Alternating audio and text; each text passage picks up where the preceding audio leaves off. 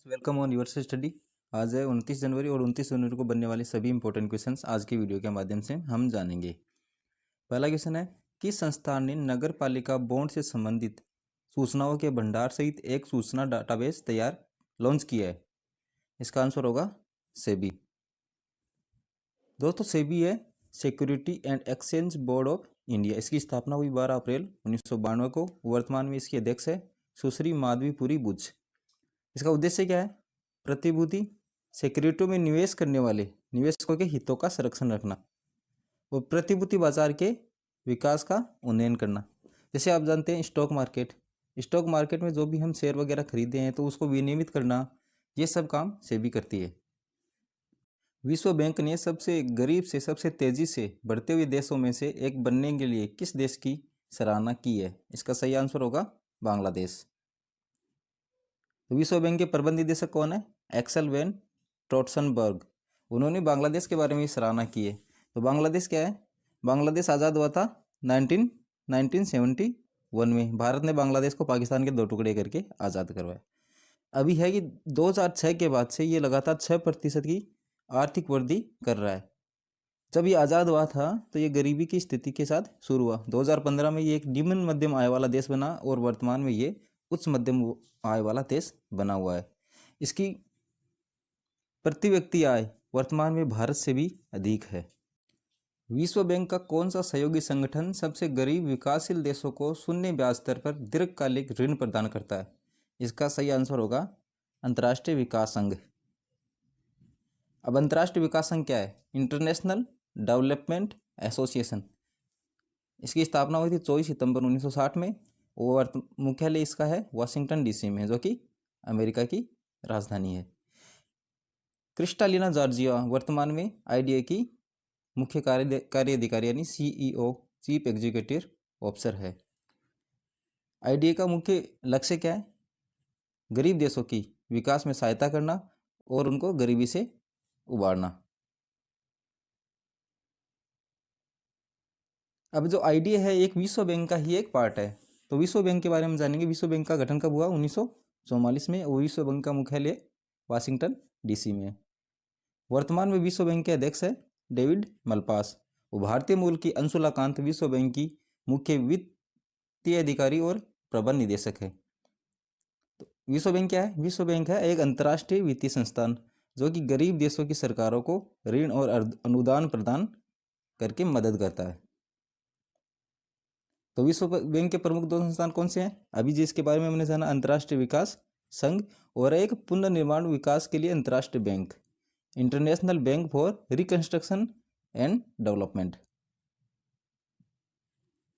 वित्त मंत्रालय के आंकड़ों के अनुसार अटल पेंशन योजना के सब्सक्राइबर का आंकड़ा 2022 में किस मील के पत्थर को पार कर गया? इसका सही आंसर होगा 10 मिलियंस। अब अटल पेंशन योजना क्या है? यह असंगठित क्षेत्र के श्रमिकों के लिए एक पेंशन योजना है। इसकी शुरुआत 9 मई 2015 को हुई। अब अटल पेंशन योजना के तहत 60 वर्ष की उम्र के बाद 1000 रुपये, 2000 रुपये, 3000 रुपये, 4000 रुपये, 5000 रुपये प्रतिमाह पेंशन की गारंटी दी जाती है। वो किस हिसाब से निर्धारित की जाएगी? वो ग्राहक द्वारा जो योगदान अभी दिया जाएगा उसके हिसाब से निर्धारित की जाएगी। वो भारत का कोई भी नागरिक इस योजना में शामिल हो सकता है। उसके लिए क्या क्या पात्रताएं हैं? ग्राहक की उम्र है 18 से 40 साल के बीच होनी चाहिए और उनका एक बचत खाता बैंक अथवा डाकघर में होना चाहिए। किस राज्य ने नाबालिग लड़कियों से शादी करने वाले पुरुषों को कठोर कानून के तहत कारावास देने की घोषणा की है? इसका सही आंसर होगा असम।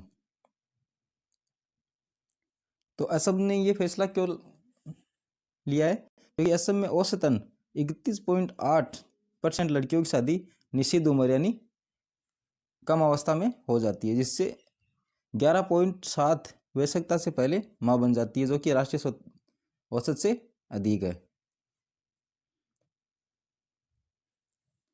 किसने इनकोवैक लॉन्च किया, जो कोविड-19 के लिए दुनिया का पहला एस्ट्रानेजल वैक्सीन है? इसका सही आंसर होगा Bharat biotech international limited.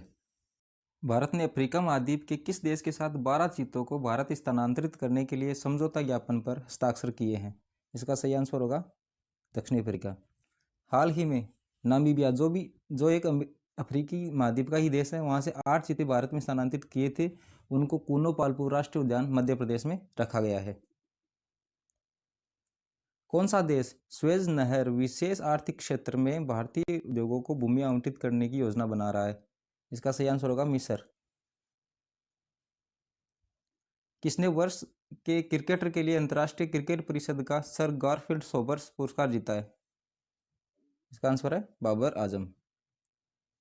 Prasar Bharati ने किस देश के राष्ट्रीय मीडिया प्राधिकरण के साथ सामग्री विनिमय, क्षमता निर्माण और सह निर्माण की सुविधा के लिए एक समझौता ज्ञापन पर हस्ताक्षर किए? इसका आंसर है मिस्र। संयुक्त राष्ट्र ने अपनी विश्व आर्थिक स्थिति और संभावनाएं 2023 रिपोर्ट में 2023 में भारत की विकास दर कितनी रहने का भविष्यवाणी की है? इसका आंसर होगा 5.8%। यूनेस्को ने ओडिशा को डेंजर साइट में विश्व विरासत नामित किया है। यह किस देश में है? इसका आंसर है यूक्रेन। भारत के किस खिलाड़ी को ICC emerging women cricketer of year 2022 चुना गया है? इसका सही आंसर होगा रेणुका सिंह को। किस केंद्रीय मंत्री ने नेशनल लॉजिस्टिक पोर्टल मरीन का उद्घाटन किया है? इसका आंसर होगा सर्बानंद सोनोवाल। और सर्बानंद सोनोवाल है केंद्रीय पोत परिवहन, जलमार्ग मंत्रालय और आयुष मंत्री है। इसरो के आदित्य L1 प्रोजेक्ट के लिए visible emission line coronagraph payload का निर्माण किसने किया है?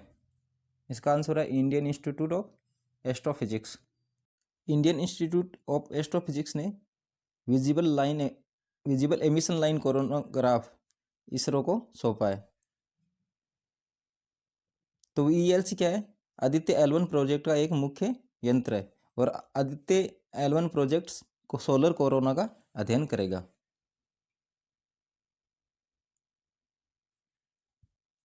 भारतीय अंतरिक्ष अनुसंधान संगठन का एक महत्वाकांक्षी प्रोजेक्ट है आदित्य L1, जो को सूर्य की अध्ययन के लिए भेजा जाना प्रस्तावित है और ये जून में भेजा जाएगा। इसका पहले नाम आदित्य 1 था, लेकिन इसका बाद में नाम आदित्य L1 कर दिया गया है। अब आदित्य L1 सूर्य के कोरोना का अध्ययन करने के उद्देश्य से भारत का पहला सौर मिशन है, लेकिन भारत का इससे पहले एक सौर मिशन हो चुका है, उसका नाम था एस्ट्रोसेट, लेकिन वह सूर्य के अध्ययन के लिए था। ये सूर्य के कोरोना अध्ययन के लिए, तो ओवरऑल सूर्य के कोरोना अध्ययन के लिए ये कौन सा मिशन होगा? दूसरा। और इस मिशन को श्रीहरिकोटा से PSLV-XL polar satellite launch vehicle के द्वारा लॉन्च किया जाएगा। और श्रीहरिकोटा कहाँ है? आंध्र प्रदेश में। आंध्र प्रदेश में श्रीहरिकोटा स्थित है। तो पहला सूर्य के अध्ययन के लिए जो मिशन था वो था एस्ट्रोसेट, और उसका लॉन्चिंग किया गया था श्रीहरिकोटा से ही सितंबर 2015 में। ICC women's T20 team of the year के कप्तान के रूप में किसे चुना गया है? इसका सही आंसर होगा सोफी डिवाइन, जो कि एक न्यूजीलैंड की खिलाड़ी है। ICC द्वारा वर्ष 2022 के सभी अवार्ड्स विजेताओं की घोषणा कर दी गई है। तो मुख्य घोषणाएं कौन कौन सी है? Men's cricketer of the year है Babar Azam. ICC emerging women cricketer of the year जो कि Renuka Singh. Men's cricketer of the year और men's one day cricketer of the year है बाबर आजम। अब महिला क्रिकेटर ऑफ द ईयर और महिला one day cricketer of the year है इंग्लैंड की Nat Sciver. Umpire of the year है रिचर्ड इलिंगवर्थ, जो कि है इंग्लैंड के। इनको 2019 में भी ये अवार्ड मिल चुका है। किस भारतीय कवि राजनयिक को ब्राजील के साहित्य अकादमी के संबंधित सदस्य के रूप में चुना गया है? इसका आंसर है अभय कुमार। सुरेश रेड्डी वर्तमान में ब्राजील में भारत के राजदूत है। अब ब्राजील दक्षिणी अमेरिका का सबसे विशाल देश है और ब्राजील क्षेत्रफल के अनुसार विश्व का 5वां सबसे बड़ा और जनसंख्या के अनुसार 6ठा सबसे बड़ा देश है। ब्राजील की राजधानी ब्राजीलिया, और उससे पहले राजधानी थी रेडी जेनेरो, जो कि 1960 में सुरक्षा कारणों से ब्राजीलिया में शिफ्ट कर दी गई। ब्राजील की मुद्रा है रियाल। वर्तमान में राष्ट्रपति लुइस इनासियो लुला डी सिल्वा। और ब्राजील विश्व में कॉफी का सबसे बड़ा उत्पादक देश है। सांस्कृतिक सहयोग के लिए भारत और मिस्र ने कितने वर्षों के लिए एक समझौता ज्ञापन पर हस्ताक्षर किए हैं? इसका आंसर है 5 वर्ष। दोस्तों, आप इस वीडियो को अधिक से अधिक संख्या में शेयर करें और आप हमारे चैनल को सब्सक्राइब कर लें ताकि आपको आने वाली वीडियोज़ की जानकारी प्राप्त हो सके।